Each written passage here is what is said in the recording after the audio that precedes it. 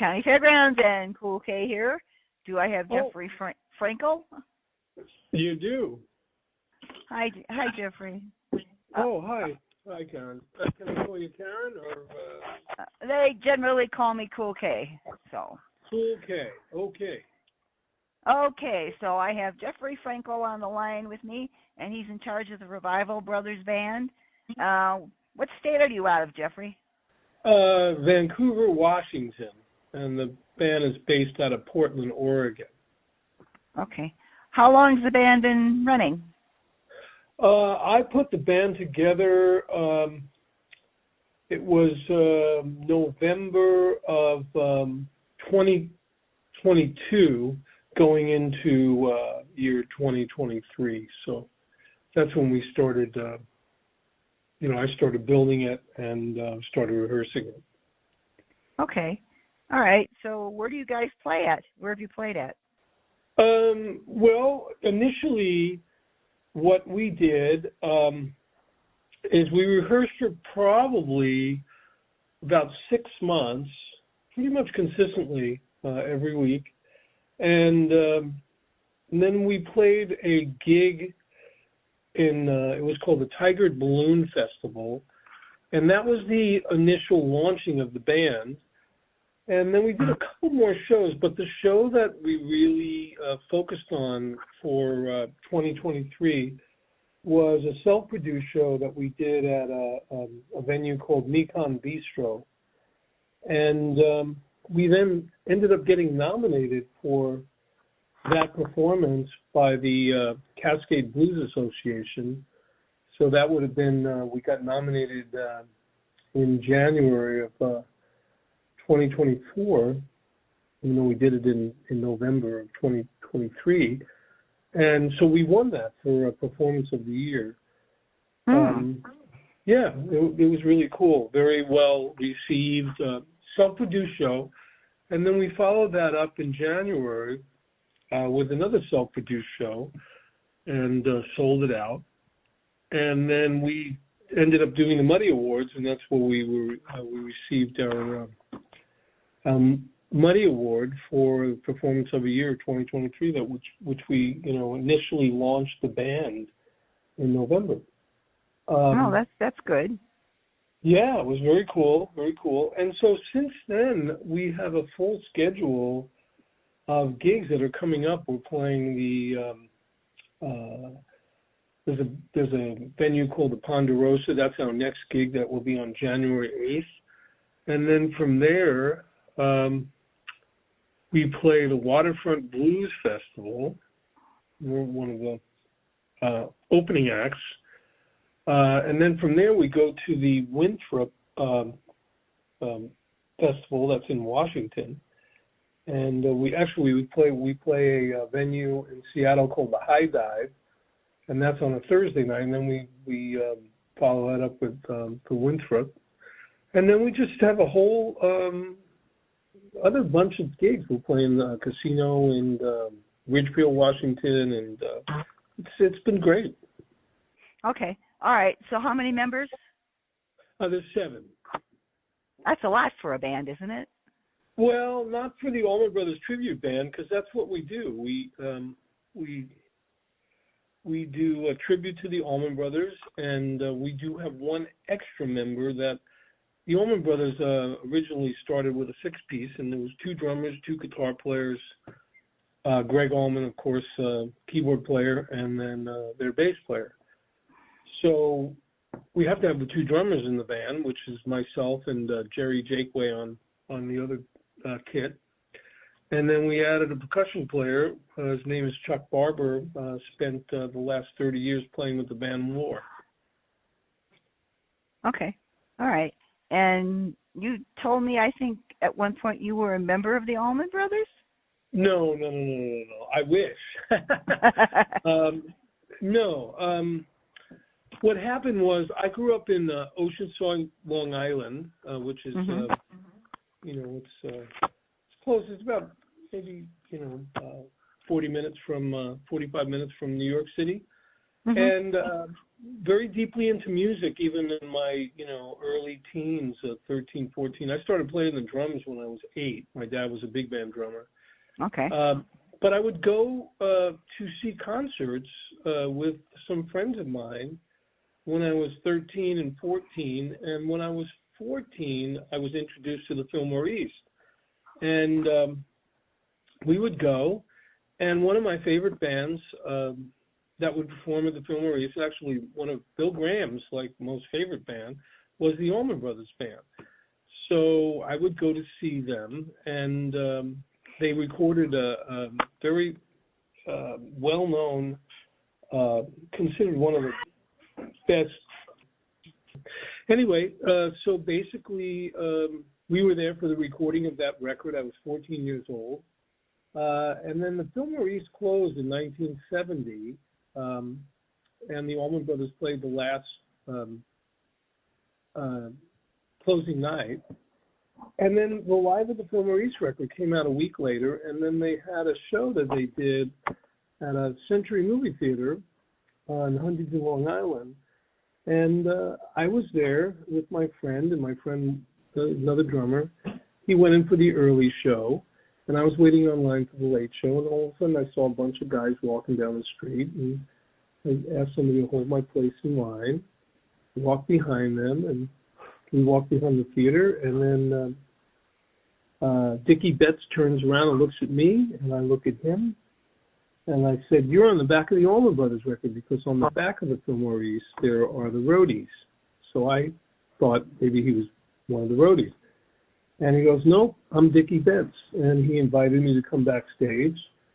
I had just turned 15. Mm-hmm. Oh, that's wild. It's amazing. Stuff like that doesn't happen anymore. Yeah.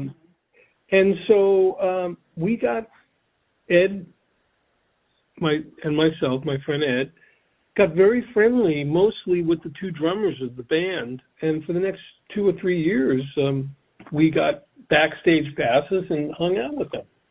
Oh, that's and cool. That was at a very historic time, because Dwayne Allman, he was still alive. The original band. This is the original band, and he passed away. He was killed in the end of October of 1971, and so we just continued to always get backstage passes on all the tri-state area shows. Oh, that's cool. Yeah. You must have loved that. Oh, it was amazing. It was just an amazing time for me. And okay. So that brings you to the love that I have for the Allman Brothers Band music. Mm-hmm. And I finally put it together. Okay. So, I always ask this question of all these people that I interview. Have you done other things? Do you make a living doing this now with the band? Oh, yeah. Well, not just that. I have another band that I run with my wife, Melanie, which is called Big Bad Beat. And, so between that and the Revival Brothers and freelancing as a drummer, I've managed to make a living. And that's, and pursue my passion. Okay. So does your wife play? Yeah, she's a lead singer and plays bass and cello. Oh, okay. All right, you work with Brady-Goss all the time, right? I do. Uh-huh. Okay. Just in the Revival Brothers. Brady has a bunch of his own endeavors going on, but we do play, a couple times a month with the Revival Brothers, so it's been great. So you're pretty much in Washington. Are there other places you'd like to go, I would presume?